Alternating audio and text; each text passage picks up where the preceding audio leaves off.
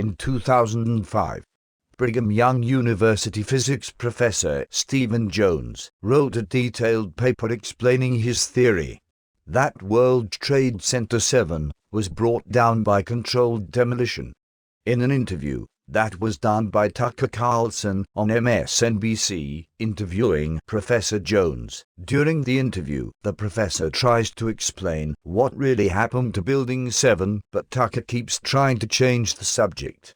Even though there is actual footage of the building being brought down from at least 3 different angles, Stephen Jones had brought a demonstration clip with him to be played along while explaining his theory. But as you will see, it was never aired.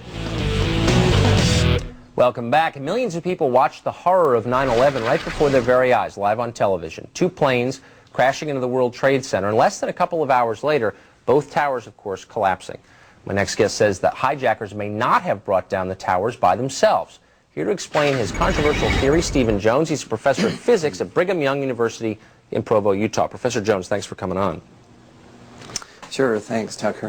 Well, just sum up this, obviously, your theory, just the one sentence that I just explained in the intro, contradicts what we all think we know about how these towers collapsed. Quickly sum up your explanation for what happened. Well, I'd like to start with this paper that you referred to. It's available online. What I'm doing, Tucker, is presenting evidence but it's a hypothesis to be tested.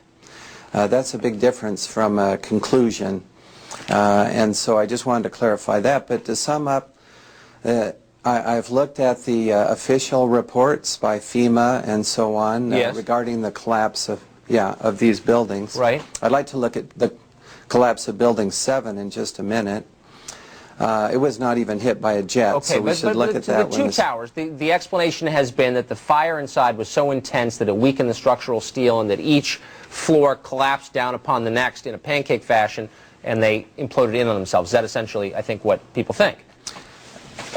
Yeah, that's basically it, yeah. And so what I've done is to analyze these reports. But I would like to do a little experiment with you, Tucker, if I could. I sent out a video clip of the collapse of Building 7, because most people haven't actually seen that one, and that's the crux of the argument that I'm presenting. Okay, sum up very quickly the argument for us. You believe there were explosives in the buildings planted by someone, detonated. Well, yeah. Is that correct? In other words, the hypothesis to be tested is there's 2 hypotheses here. One is fire and damage caused all 3 buildings to collapse. Okay. The other is that explosives in the buildings may have caused the collapse. And so then we analyze and see which fits the data better. And I've done that in my 25-page paper. I want to read you a quote from the Deseret Morning News, a paper in Utah from you. I'm quoting now. "It is quite plausible that explosives were pre-planted in all 3 buildings and set off after the 2 plane crashes, which were actually a diversion tactic. Muslims are probably not to blame for bringing down the World Trade Center buildings after all." That's, I would think, pretty offensive to a lot of people listening. Do you have any evidence for that? I mean, well, not to the Muslims, I might say. Well, that's a good. I've had a lot of emails. I'm sure your writings have been greeted with glee in Islamabad and Peshawar and places like that. But for Americans, well, I haven't received any notes from there, but just good people. I have Muslim friends. Let me read, for example, but I'm not going to let you off the hook. I really want to do this experiment with you. We don't have a lot of time for experiments, Professor, but if you could just give us one thing to hold on to. How you make these claims or appear to make these claims. Do you have any evidence that there were bombs in the building? Sure.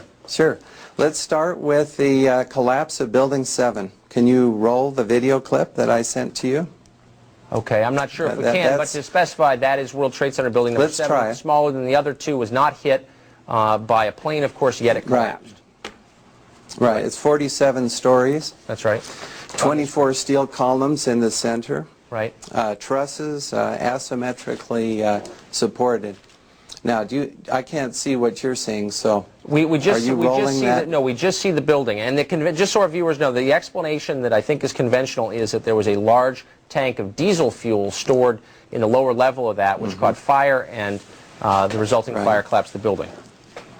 Well, that's basically it. Yeah, but as we read in the FEMA report, it says here, and I put this in my paper, of course, the best hypothesis, which is the only one they looked at, fire, has only a low probability of occurrence.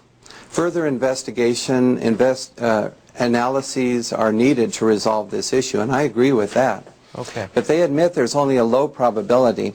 And if you look at the collapse, you see what I've studied is the fall time, the symmetry, the fact that it first dips in the middle, that's called the kink, which is very characteristic, of course, of controlled demolition. Professor, I am sorry that we are out of time, and I'm not sure that Whoa. One other thing I want to mention about... Okay, if you can hit it, hit it quickly. All right.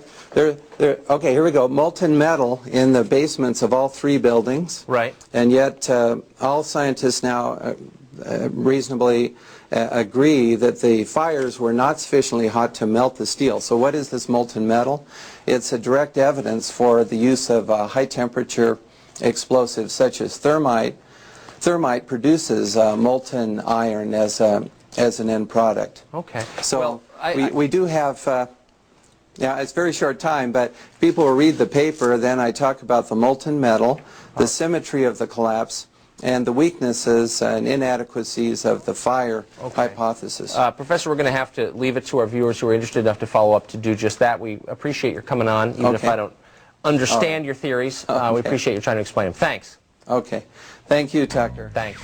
It should be noted that no mention of a large tank of diesel fuel stored in the lower level of World Trade Center Building 7 was made in the 9/11 Commission report. In fact, there is not even a single mention of the collapse of World Trade Center 7 in the entire report.